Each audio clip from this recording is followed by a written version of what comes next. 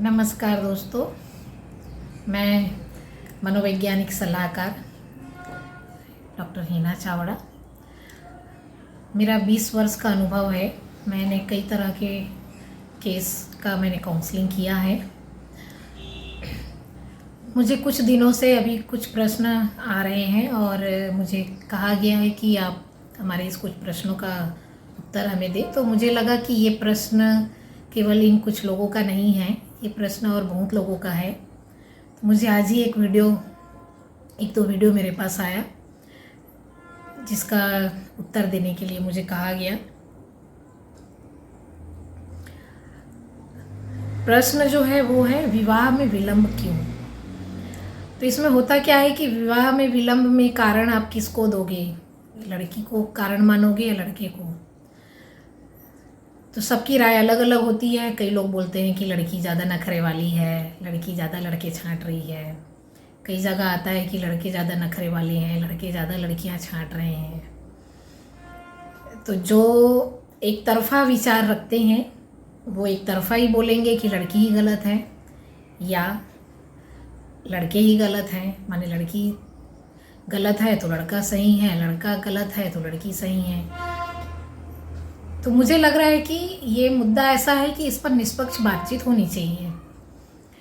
तो मैं केवल अपने अनुभव और विचार शेयर कर रही हूँ। जो मेरे पास में कई तरह के केस आए हैं जिसमें विवाह के बाद में लड़के अपनी समस्या लेकर आए हैं, लड़कियाँ भी अपनी समस्या लेकर आई है और दोनों अपनी समस्या लेकर के आए हैं। तो उसको ध्यान में रखते हुए मैं अपने विचार व्यक्त कर रही हूँ। कुछ प्रश्न आपके हो सकते हैं तो पूछ सकते हैं। अगर एक तरफा बात करें तो लड़की लड़का छांट रही है, वो लड़के में सैलरी देख रही है, घर देख रही है, परिवार देख रही है या पर्सनालिटी देख रही है। तो सेम यही आंसर लड़कों के लिए भी है। लड़के भी जो हैं वो लड़की की पर्सनालिटी देखते हैं, लड़की आजकल कमा रही है कि नहीं, है ना। बहुत कम लोग हैं जो हाउसवाइफ देखते हैं, लगभग कितनी सैलरी है, कितना पढ़ी हुई है, दिखने में ऐश्वर्या राय जैसी खूबसूरत हीरोइन जैसी है कि नहीं, परिवार संपन्न है कि नहीं। तो लड़के वाले भी लड़की का सब देखते हैं, लड़की वाले भी देखते हैं। तो ये ठीक है, इसमें कोई बहस चर्चा करने की आवश्यकता नहीं है ना। हर माँ बाप को अधिकार है कि वो अपने बच्चों के भविष्य संवारने के लिए अगर वो कोई निर्णय ले रहे हैं तो वो अपने अनुभव के आधार पर, है ना। हम ये नहीं कहेंगे कि हमारे समय में तो ऐसा होता था कि इतना छांटते नहीं थे और हाँ बोल देते थे।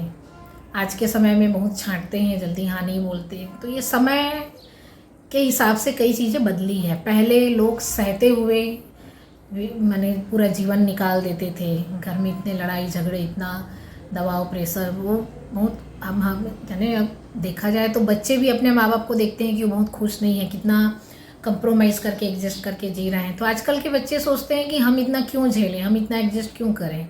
हम शुरू से ही विवाह करना है तो कोई परफेक्ट हम ठीक ठाक देख करके जाएं, बाद में हमें एक दूसरे को ताने देने का ना रहे।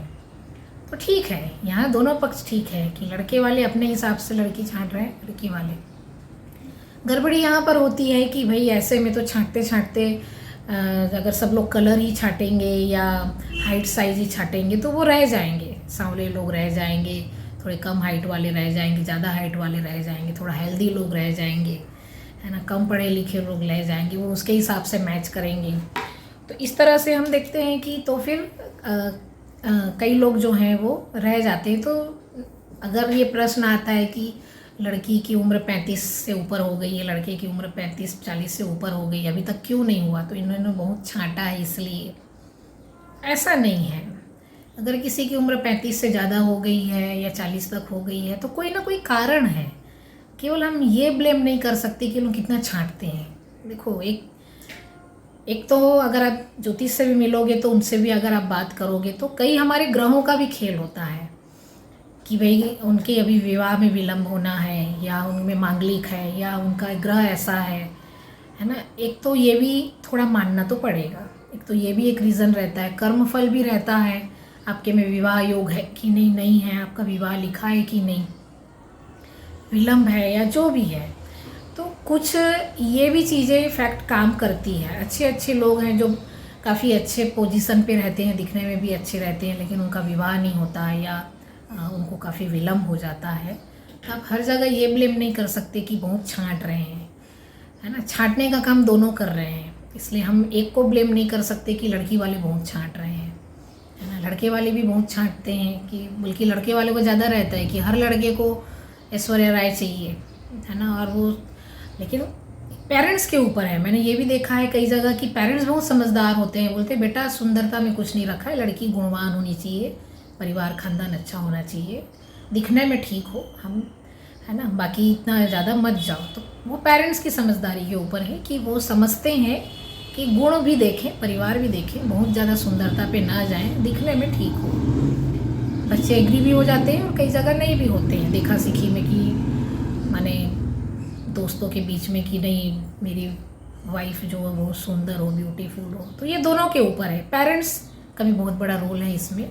लड़के लड़की ही छांटते हैं ऐसा नहीं है, पेरेंट्स भी समझा पाते हैं कि हमें कलर पे नहीं जाना है ना। अगर उन परिवार अच्छा है, लड़का अच्छा है, लड़की अच्छी है, परिवार अच्छा है, तो हमें हाँ बोलना चाहिए। तो इसके पीछे हम कोई तर्क वितर्क नहीं करेंगे, ये सबकी अपनी चॉइस है, इस पर कोई लेक्चर नहीं, इसको जैसा ठीक लगे, है ना। ये प्रोसेस तो चलेगा ही, क्योंकि अभी मेरा ये मानना है कि अभी बहुत हम लोग इस मामले में बहुत अशिक्षित हैं। अभी हमें विवाह का प्रयोजन अभी पता नहीं है। विवाह एक बहुत बड़ी जिम्मेदारी है, दोनों पक्ष का समझदार होना ज़रूरी है ना। और उम्र हो जाती है और विवाह का समय आ जाता है, लेकिन भीतर से भी उतने मेच्योर, उतने समझदार नहीं हुए रहते कि दोनों पार्टनर एक दूसरे के साथ में एक दूसरे को समझकर चल पाए। बहुत सारे समझदार भी होते, चल भी पाते, और बहुत लोग नहीं भी होते, अनमेच्योरिटी में विवाह हो भी जाता है। तो इसके लिए बच्चों को भी हम ब्लेम नहीं कर सकते। अभी हमारी शिक्षा व्यवस्था, समाज की व्यवस्था की भी जिम्मेदारी है कि ऐसी शिक्षा व्यवस्था हो कि बच्चे मानसिक रूप से विवाह को समझ पाए, क्या है इनका प्रयोजन, लाइफ पार्टनर कैसा हो। ये भी एक शिक्षा का एक भाग है। शिक्षा में अगर ये काम नहीं हो रहा है तो समाज का भी ये काम है ना। तो समाज का उद्देश्य क्या है, ना समझ को समझदार बनाना ही समाज का उद्देश्य है। तो अगर ये शिक्षा द्वारा ये काम नहीं हो रहा है तो समाज द्वारा होना चाहिए कि वो अपने समाज में युवक युवतियों का ऐसा सेमिनार, वर्कशॉप कराएं जहाँ पर उसको समझ विकसित हो, ऐसे वर्कशॉप अटेंड वो कर पाए, ऐसा वातावरण उनको मिले। तो ये भी एक बात है ना। तो इस तरह से अभी अगर ये नहीं हो रहा है तो अभी हम बच्चों को भी ब्लेम नहीं कर सकते कि बच्चे जो हैं उच्च महत्वाकांक्षी हैं, उनको ऐसा लड़का चाहिए या ऐसी लड़की चाहिए। अभी उनका चॉइस का, है ना, उनको खुद को समझ नहीं है, वो केवल फिल्में देख करके उनकी चॉइस ऐसी हो गई है, वैसी हो गई है। तो इसके लिए हम इनको भी ब्लेम नहीं कर सकते, क्योंकि भी समाज का वातावरण, परिवार का वातावरण, आसपास के सोशल मीडिया का वातावरण ही ऐसा है कि इस तरह की घटनाएं तो होगी। निर्णय सही ढंग से नहीं लेना हो पाएगा। पर इसमें जैसे मैंने कुछ वीडियो देखा, उसमें केवल लड़की को ब्लेम कर रहे हैं कि लड़की में इतनी सारी क्वालिटी होना चाहिए। तो ये एक तरफा वीडियो कहीं ठीक नहीं है। मैंने अभी एक दो वीडियो देखा, उसमें एक तरफा था कि सारी गलती लड़की की, ये लड़की ही नखरे वाली है। ऐसा नहीं है ना। कितना बड़ा डिसीजन है किसी के घर में जा कर के रहना। उनके अंदर भी भय रहता है कि पार्टनर कैसा होगा, घर के लोग कैसे होंगे। तो ज़रूरी नहीं है कि सामने वाला जो पक्ष है वो बेटी के रूप में ही इसको स्वीकारे, है ना। वो बहू के रूप में भी देखते हैं। मैंने काउंसलिंग के दौरान मैंने ये भी देखा है कि विवाह के बाद में लड़के की हालत ख़राब रहती है कि माँ को लगता है कि बच्चा मेरी ही सुने, पत्नी को लगता है कि मेरी सुने, और वो दोनों के बीच में बैलेंस नहीं कर पाता है, तो वहाँ न्याय भी नहीं कर पाता है वो।